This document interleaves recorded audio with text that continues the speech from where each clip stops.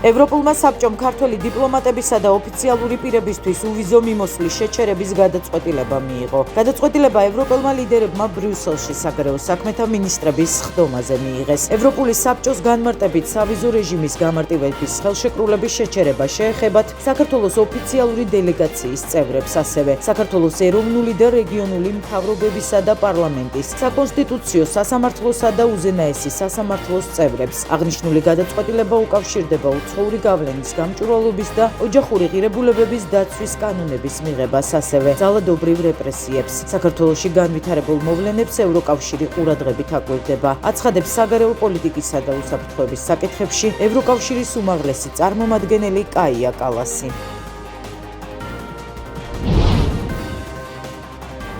ჩვენი მიზანი იყო იმ პირების დასჯა, რომლებიც პასუხისმგებელი არიან რეპრესიებზე, დაშინებაზე, მიმდინარე ძალადობაზე. სწორედ ამიტომ მივიღეთ გადაწყვეტილება, რომ დიპლომატიური და სამსახურეობრივი პასპორტების მფლობელებს მოუწევთ ვიზის აღება ევროკავშირში გამგზავრებისას. ამის შესახებ საქართველოში ევროკავშირის ელჩმა პაվել ჰერჩინსკიმ განაცხადა. მისი თქმით, საქართველოს დემოკრატიული უკუსულა, რომელიც უკვე რამდენიმე თვეა გრძელდება, ევროკავშირის მხრიდან რეაგირების გარეშე ვერ დარჩებოდა.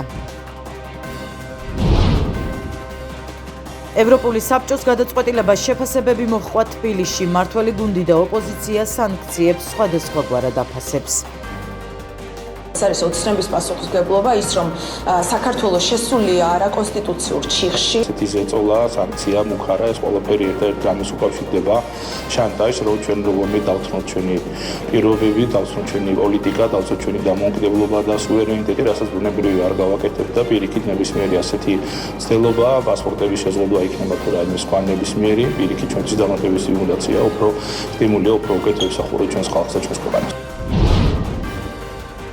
ხვალ გახდება ცნობილი, აღიარებენ თუ არა საქართველოს საპარლამენტო დელეგაციის წევრების უფლებამოსილებას ევროსაბჭოს საპარლამენტო ასამბლეაზე. დისკუსიის მონაწილეებმა გადაწყვეტილება უნდა მიიღონ. ეს საკითხი ზამთრის სესიის გახსნამდე ევროპის სახალხო პარტიის წარმომადგენლებმა დააყენეს, რასაც წინ უძღოდა სტრასბურგში რამდენიმე კვირის წინ შესაბამისი წერილის გაგზავნა.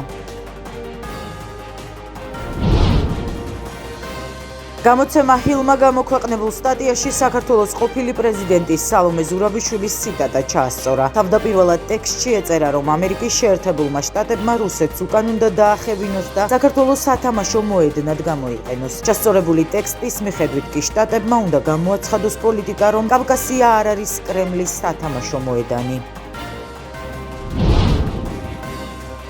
28 ნოემბრის შემდეგ ქვეყანაში საპროტესტო აქციები მიმდინარეობს. 2 თვეზე მეტია მოქალაქეები ხელახალ არჩევნებს და აქციების მიმდინარეობისას დაკავებული პირების გათავისუფლებას მოითხოვენ. პარლამენტთან შეკრებილები პროტესტს ტრანსპარანტებითა და სასტვენებით გამოხატავენ. რუსთაველის გამზირზე საავტომობილო გზა გადაკეტილია. აქციის მონაწილეებს მოქალაქეები სხვადასხვა სახელწოდების მარშებით შეუერთდნენ. მომიტინგეები პროტესტის შეწყვეტას არ აპირებენ. საპროტესტო აქცია იყო დღეს სპეციალურ საგამოძიებო სამსახურთან მედიის წარმომადგენლებმა და დაკავებული ჟურნალისტის მხარდამჭერებმა ინტერნეტ გამოცემა ბათუმელებისა და ნეტგაზეთის დამფუძნებელს მზია ამაღლობელს სოლიდარობა გამოუცხადეს და მისი დაუყოვნებლივ გათავისუფლება მოითხოვეს. მზია ამაღლობელი მე-17 დღეა საპატიმროში შიმშილობს.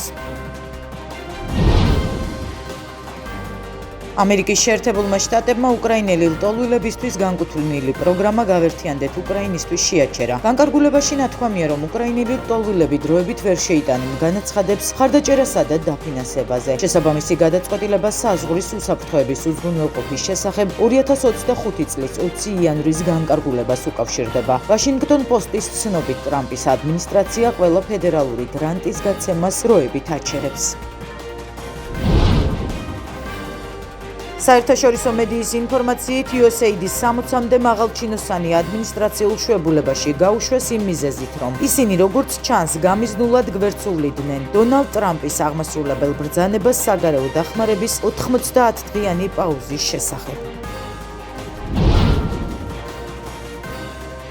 ისრაელის პრემიერ-მინისტრი ბენიამინ ნეთანიაჰუ იმედოვნებს, რომ მომავალ კვირას ვაშინგტონში ამერიკის შეერთებული შტატების პრეზიდენტს დონალდ ტრამპს შეხვდება. ინფორმაციას მედია საშუალებები ამერიკელ ოფიციალურ პირებზე დაყრდნობით ავრცელებენ. დასავლური მედია წერს, რომ თუ კი ეს ასე მოხდება, ბენიამინ ნეთანიაჰუ იქნება პირველი უცხოელი ლიდერი, რომელიც ტრამპს ინაუგურაციის შემდეგ თეთრ სახლში შეხვდება. ოფიციალურმა პირებმა, რომლებმაც ანონიმურობის პირობით ისაუბრეს, განაცხადეს, რომ დაგეგმვა ჯერჯერობით საორიენტაციოა და რომ დეტალები შეიძლება მოგვარდეს, როდესაც ტრამპის სპეციალური წარმომადგენელი ახლო აღმოსავლეთში სტივ ვიტკოფი მიმდინარე კვირაში ისრაელში ჩავიდა ნეთანიაჰუსა და სხვა ოფიციალურ პირებს შეხვდება.